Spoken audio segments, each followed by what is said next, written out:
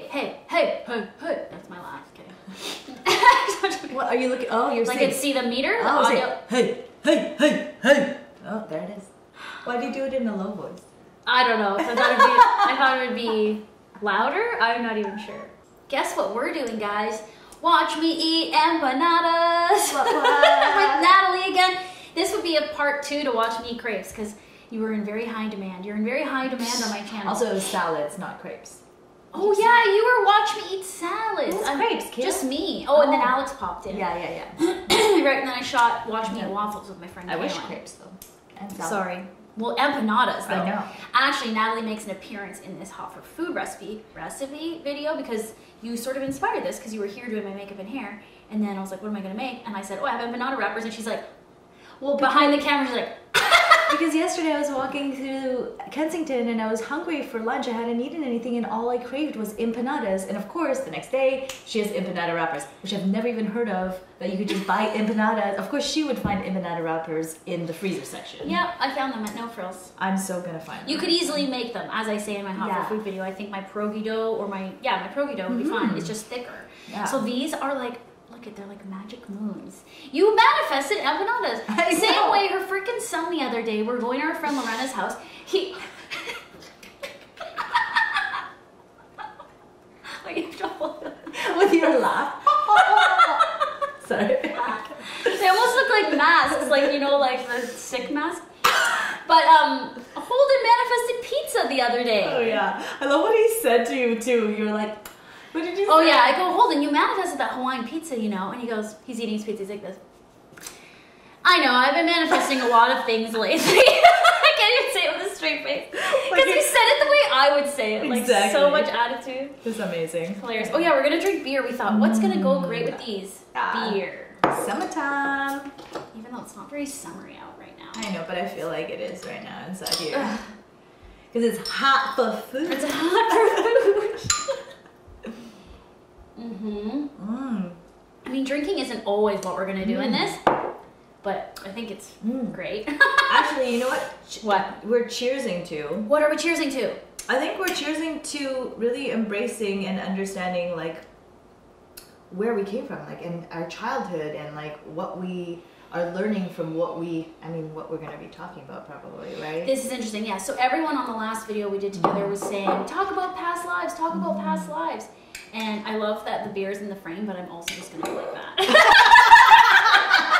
Oops, sorry. I don't mind it like that. Yeah, that's right. Okay, sorry, I forgot. Yeah. Everyone, because we said, oh, okay, well, we're not gonna get into it now because it was already a 30-minute video, but past lives. And then, okay, now then explain then this. Well, because empanadas or like any egg rolls, these are like really comforting reminders of childhood for me.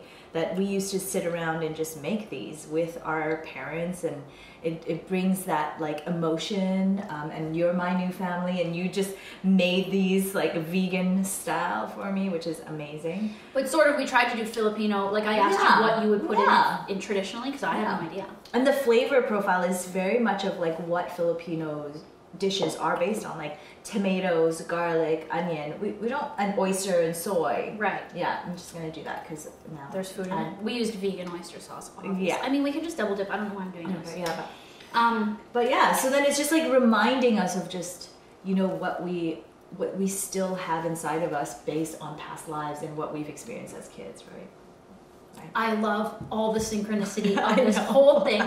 It's so crazy, and since you saw us together last, I mean, I can't even tell you how many things that have happened to you, but specifically, of all the crazy synchronicity vortex things. But let's talk about the vortex. I mean, let's talk about the vortex, about past lives. Yeah. Where do we even start? That's a good question. I mean, do you want to start with your natal reading? Because that's pretty epic. Here's one thing I'll say. When we first started meditating, or you had meditated before, but I hadn't. We went to that retreat together. Everyone knows the story. If you don't, you can go watch my meditation story. I'll link it below. The retreat we went to, called Peace by the Water Retreat. I don't know if you can still go to it. That's the first time I didn't know about reincarnation and stuff like that. I knew about it, but that was the first time I got into past lives because one of the healers there was sort of talking about it. She talked about how I was a druid at one point and like, she mentioned 3 or 4 things. Yes. But also in a meditation at that retreat, I had a vision of a past life that I had that involved John. Really? How come I don't remember this? So long ago. Yeah, what was the past life? Oh, you guys knew each other in a past life and had the same religion. I was a kid, and he was an adult, and he you're gonna think I sound insane unless you really believe in this stuff. But there was no denying this vision I had. It was so clear.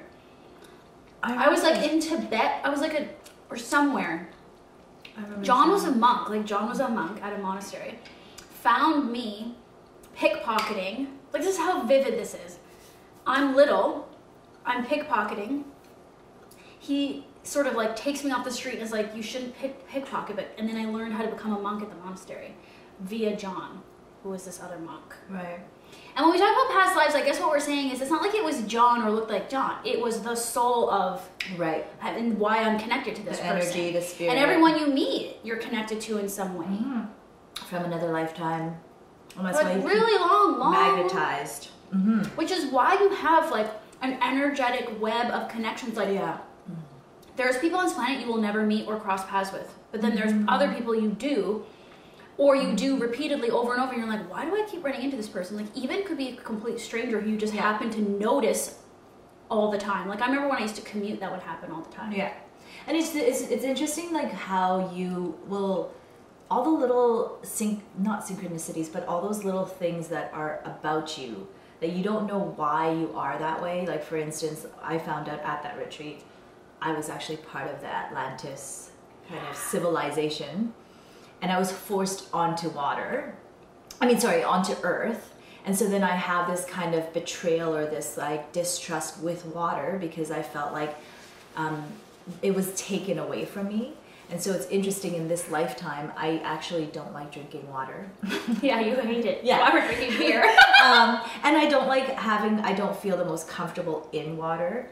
And I actually don't like getting my face wet when I shower every day. I have to do it to myself. Like I can't have something, I don't just like splashing without me controlling it. Isn't that crazy? I didn't know that. Yeah. But what's also interesting is I find water the most healing. So it's like I force myself to be by water more often. Which makes sense because if that's where you originated or one of your most important sort of lifetimes, then you would know water's healing and you're like trying to go back. Exactly. Like to like break through those blockages of like what was like that betrayal or that abandonment, right? And that's the thing, it all connects. I just realized in talking about it again, the story I just told you, that's why John and I have so many money issues and conflicts. Really? Don't you think? Because you were Because I was poor and I was pickpocketing, thinking I need to steal from people to make money or something like that. He was someone who had no money because he was a monk, and he was like more like spiritual abundance, not like financial abundance. Yeah. And we won't get into all this because I don't want to talk about him with like obviously no permission, but like that was just like one of our points of contention all the time was money and finances. So that kind of makes sense. I just clued into this right this second. Right. Like not before. Yeah. I didn't know what that was about. I thought it was about like mentorship, like how I had to approach, he was younger than me, and I thought I had to approach him like in order to feel like he wasn't younger than me, I had to realize he was older than me in a past life, so I had to respect him more and look at him as more of a teacher instead of that I'm here to teach him. Yeah. Which was my ego all the time. Whatever, this isn't a therapy session. It's hard to talk, I can't talk about it because I just feel weird talking about it. It's so personal, and I think like obviously he's not involved in this anymore, so it's like hard to like then talk about someone without really having their permission. But I think that's an important point of when you are on this path, right? Yeah. Is you are understanding of all the things that have defined you, or like are part of you, but not necessarily defining you. Right? Like it's part of you to help you kind of evolve or elevate in this lifetime. Like for you to discover these things is not by chance or for you to like hold on to that. It literally is for you to kind of be open to understanding how you could evolve. It's true, and it makes it a lot easier then to be okay and trust and understand the relationship we have in this lifetime and then to let it go. Yeah, because 100%. If you've had relationships with other people, whether you were their siblings or their husbands or whatever in the past, then you have to realize, well, here we are again, living out our karmic lesson. Yeah. So who even cares? Don't even attach to it. Just like take what you can from the exchange again, and hopefully you learn it so you don't have to come back again and do it again and again, because you'll just keep doing it until you figure it out. Do you want to be stuck in that freaking loop and karmic loop? Well, talk about karmic loop. That's when we should add into it. So that's this is interesting, guys. Right? I went and got a natal chart done, which is basically at the moment you were born, down to the minute. So I know the time I was born. November 3rd, 1982 was a Wednesday at 8:24 p.m. Eastern Time in Toronto. So this is the exact mapping of that. You can't see it. I put it on my Instagram stories, and I tagged the girl, Aerin Fogel. You could do a reading with her via Skype, aerinfogel.com. You just have to know the time you were born. Anyway, without looking at it, whatever, I can explain what I learned from that. And you've had this done. She looked at the thing, or she read my chart, she was just like, this is an intense chart. Like, it's very intense. All the stuff is in 2 houses, and all the planets are in 1 area. And then my rising sign is off over here. She said it's called a slingshot formation, where it's like my rising sign is at this exact, like, point, like mathematical point, centered up with everything else, like going, like right into that. Right into the house of work and creativity. Durr. My Scorpio rising, Cancer rising with a moon. So the moon's my ruling planet. It's not a planet, but it's my ruling thing in the solar system. Which is why you're so affected by the moon, which I'm becoming more and more affected by the moon, or interested also in my tie to the moon. Now, one thing, and I won't get also too deep into this because it's also personal and I have no permission to talk about it. But this is just the truth. This is just what is. This is just the way it is. She said that I'm very much living my life under the shadow or sort of karmically through my mother. That I'm also mothering my mother. Yeah. That's the dynamic because she hasn't... How do I say this? Well, she hasn't evolved in her lifetimes, I don't think. Exactly. Right? So like both of you guys are mirroring each other in that, like, kind of finding that right moment of breaking through that. And she doesn't talk about past lives, but I've probably had many, many lifetimes with my mother. But truthfully, I feel like your mom is getting, I don't know. When we had that sound bath with you and your mom, I feel like she's sensing that there needs to be an understanding beyond what is she's experiencing. And everyone gets that calling, and a lot of people ignore it. Yeah. So, look, I don't know, and I won't judge. I don't know what she's going to do with it. But I think she's had that calling her whole life. I think that's why I'm into this stuff, is because I got it from her. And I call my parents hippies because I think before they had me and my sister, they were way more like hippie dippy, like smoke marijuana, like free spirited, kids of the 70s, and like. But even your evolution into Hot for Food was really rooted in what you were exposed to as a kid. Yeah. Your parents ate so healthy, non-GMO. No hormones, no well, I went to an organic health food store. Yeah. That's like the... So, what else can I say about this chart? The interesting thing she mentioned was like, my rising sign Cancer is in the 12th house, which is the last house. It goes from 1 to 12. Each house represents something else. One of the houses is your internal world. One of the houses is your external world. But the 12th house is the final. It's like your final... It's like final destination, like your final completion of a task, which is interesting that I might be in my last thing with my mom. Which she didn't say, but that makes me think that. But also the house represents not internal or external, it represents kind of global, like the world or the earthly plane consciousness.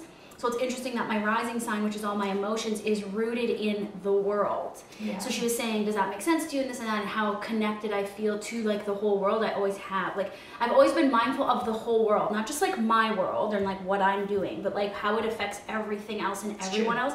And I've really had to work at not carrying the weight of the world on my shoulders, and that makes sense because I would feel the whole world. And so I've learned how to, or I am learning how to quiet that a little bit, or at least focus it so I don't get negatively affected by it. And I think you've done a really good job of putting your efforts where you feel that you know that you are contributing to the world. Yeah, which is that slingshot, which is if I focus that energy of the world into my creativity and my work, which I'm doing with Hot for Food, then I'm on the right path, and that's the purpose. That's the whole point of this. Well, and then the thing is, it comes from intuition, right? Like I think that's... I remember when you first started Hot for Food, one of the most powerful things you did was when you took that, it was that like development like the life coaching program. The life coaching program. Yeah. And I think the most powerful exercise was when you had to write down the reason why you wanted to do hot for food. And remember, she was like, write everything down until... Well, that was with Carol. That was at the retreat. Yeah. That was the third time we went to the retreat. It was. For some and it reason. says, whatever you write, so it makes you cry. Like when you read it back or say it out loud, it's like, that's your purpose. And it was something about, like, compassion and animals and people and veganism and something like that. I mean, I didn't even use the word veganism. It was just about the compassion element and, like, trying to help that. But that's what makes sense. And that's the thing is, like, getting this reading now makes a lot of sense because I think I am following my purpose. And like you said, it comes down to intuition. If you tap into your intuition, then you can find the path. The path of least resistance. Yes. Without having to feel like you're forcing anything. So when it's like, what's my purpose? What's my purpose? What's my purpose? It's like, everyone has a purpose. If you stop being like, what's my purpose? I have no purpose. I'm not good at anything. It's like, who cares? Just sit and meditate and get closer to who you really are and listening to your gut. And then it will guide you right to it. And I think also with that said, even knowing, you know, where you come from in a sense of it's your natal chart or past lives, etc. What is more beautiful about that is you could really be more accepting of all the things that maybe you've been really judgmental about. On yourself, right? Or like trying to understand why you are that way because maybe you're seen differently from people because of that reason. And I think that is kind of where you embrace, like, that is something that has been ingrained of like years and lives, and that is who you are, and it's part of you to help like get you to the next place. And that's kind of like embracing that is something, you know, and knowing, almost showing like how for me it's like that ocean, that water that is so scary is knowing that I have to work through that. You know, I have to be able to like accept it, like drink more water every day. It also makes sense if you talk about water. What type of sign is Capricorn? Earth. An earth sign. So that's then contrasting, but the water is like flowing, going with the flow, which I would say that is you. Yeah, for sure. It has always been. Yeah. I have a hard time actually being other than that. Yeah. Yeah. It's okay, it's so squeaky at that door. Are you hungry? Oh yeah, you haven't had any, Alex. I haven't tried it. Oh my god, you need to. Okay, get us a plate and then take one and eat one. Yeah. I'm definitely gonna steal a plate. Yeah. The small ones are in there. Can you take one of the white ones underneath the blue ones? Yeah. Beautiful. Well, what did your natal chart? What did you do for your reading? Because you had a quicker reading than I did. Yeah. So when I had my natal chart, it was really beautiful. It was a Christmas gift from the studio, Misfit Studio, that I teach at. You know, we had like a one-on-one moment with each other in 10 minutes. And the second she read my chart, it's interesting when we talk about like how you, it's like that art of allowing. Like when you, like we talk about this with, we hear this a lot with Abraham Hicks and Esther Hicks being like, you know, if something's coming slow, you're somehow resisting. Something is, you're the one not allowing it to happen. And so when I went to go see Aerin, she saw my chart and it was really short. And the first thing she said was, there's so much power here and you haven't really stepped into your power. And I just started bawling because I felt it. I knew it. And that's like a deep-rooted thing. That's a deep-rooted, like, I know that's where I need to move into. And that was really, I'd say was a really pivotal moment when I held it like in my heart. I didn't really share that with anyone. And then when this whole change happened, when you went on your tour and you offered me to step into my power, that really was one of those things that I remembered and felt was part of what the universe was revealing to me. And pushing you to. 100%. Like needing to hear the thing, needing to hear the thing that is so painful, like you're not stepping into your power or anything. Like we could talk about it, like, I want to break up with you. Like even hearing that, which is so painful, right? It's like, that is the thing that needs to happen in order to further step into your power. Yes. And I mean, we don't mean power to... Not power to like control like the economy. Just like your own personal strength and again, I think power, purpose, the whole thing. Purpose is the same thing as power. Yeah, I like that actually. I like how you say that power is purpose, you know? Yeah. Stepping into my purpose. And she said that, and that was all we had time for. And it just like it was literally a mic drop, just like, you are stepping into your power. I was like, well, I know. And then I grabbed my natal chart, and then you did that, and now I'm going to go back to her and get like a full reading, because there was actually another thing which I had no idea was, which it's so funny because I actually make fun of Lauren and Julie, are the really good friend, for being Scorpios. Because I just love Scorpio energy. It's so entertaining. But anyways, I found out that I was Scorpio rising, which kind of means you're really a Scorpio. So your rising sign is really who you are, sort of internally. I think the way you view the world. Yeah. And well, it's interesting because I don't really know much about Scorpio. Like all I know is how the people around me are Scorpios and how I perceive what Scorpio is, you know? But maybe that coming into your personal power really means connecting with your rising sign.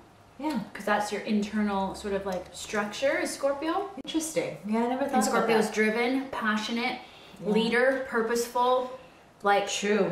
Yeah. You know what I mean? Well, it's so interesting because that's what I see in you guys. When I think of Scorpio, I think of like, wow, like you guys know how to really drive forward in what your purpose is, you know? And I think of that as Scorpio, so maybe you're right. Like that is showing me. She told me Capricorn would be a good love match for me. So it was hilarious. Lovers already. We were lovers another I think lifetime. So. And I think also the Cancer rising is interesting for me because I didn't know anything about Cancers until I just met one recently. But who was that? That guy. Okay, yeah. That guy. With the anger problems. Oh. Which is interesting. He was because Cancer is so emotional, like very emotional, which is interesting, like the world, feeling the world's emotions. I am super emotional, and I've done a really good job up until the last 5 years of hiding it almost, or protecting it, or not knowing how to express it, or keeping it insular. When really I want people to ask me about my emotions. I actually want to express my emotions, and I'm getting better at it now that I'm in part of like kind of more of a spiritual practice, but I'm super emotional, which is also Scorpio, sort of the erratic up and down, but the Cancer is just like everything's based in emotions, which everything is, and I've done a good job at denying that up until this point. And now it's very clear that's the place I need to live and accept about myself, is that I just am emotional. Things affect me. I'm empath, which is an emotional state almost, right? Anyway. And allowing it to simply flow through you. Yeah, and that's where meditation has really helped you, I think, to flow through your emotions, right? Because I think I used to try to either hide my emotions, not know what they were, or control them, wanting them to be something they weren't. When really I just have to explore deeper as to what they mean and why I feel that way.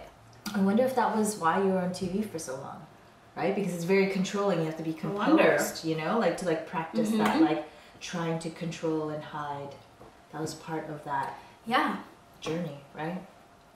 Anyway, I think that's a lovely high note, high vibe note to end on. Yeah. After we've eaten many empanadas. So good. You guys have to make this recipe. Shit, they're good. They're so good. I'm getting a bit full, but I'm gonna eat more later. Okay. Cheers. Cheers. Thanks for having me. Of course. Everyone loves you. Go follow her. She teaches many classes if you live in Toronto. Oh God, I want to tell one more quick story. This girl came to my signing. Is her name Krishna? Oh God, I'm sorry if I get her name wrong. Yeah, it's Krishna. Yeah, she came to my book signing. Anyway, I won't get into it again, describing her experience, but it was an emotional experience for her to come to my book signing. She was having a hard time in her life. She showed me her journal. She said she was looking for her dream job. She was like stuck between jobs. She had just left her other job, moved, and was having a very hard time. And all I said to her, I was crying because I was like, oh my God, like I don't know. And I said, just listen to Abraham. I said, you've heard me talk about it, I think, right? If you watch my video. She's like, yeah. I said, just listen to Abraham. That was in February. She comes to one of Nat's classes 2 weeks ago. First of all, she's like, oh my God, Lauren's here. And then I clued in after the class when we actually talked. I was like, oh yeah, I've met you before. Like I recognized her. And she goes, oh my God. She goes, I have my dream job. It was the exact thing I wanted. She wanted to work in HR at a startup, a tech startup. She looked worlds different. She looked happy. She looked like in her body. from listening to Abraham, like 27 days it took her to get her dream job. Like momentum. How long? And you know what she did? Yeah, momentum. And you know what she did? Just every day after I said listen to Abraham, then she listened to Abraham, and then she just acted as if. She said she put on a blazer and a freaking like pencil skirt, went to the library or a coffee shop and worked. Like she's like, my work day is 9 to 5. I want my evenings and weekends free. Like she just wants this type of job and regimen. She knew exactly what she wanted. She acted as though, and then it's exactly what she got. She even put money into account, which was really she smart. wasn't making any money, but she's like, I want a steady paycheck. So she paid herself, like, I don't know how much money, she didn't say. She just shifted money. Shifted money As on a if she Friday was as if getting she paid. received a check. I was like, you're fucking brilliant. This is exactly what Mike Dooley says to do. I didn't tell her to do any of that crap. Yeah. But Abraham did, and she started listening to the right things, and then her intuition told her what to do, and she knew, like I've talked about law of attraction, and just act as though, and bing, bang, boom. I was like beyond happy, and like I couldn't believe that I ran into her, and she told me the story. It was just crazy. Yeah. So, manifest your life. Bye. That's it.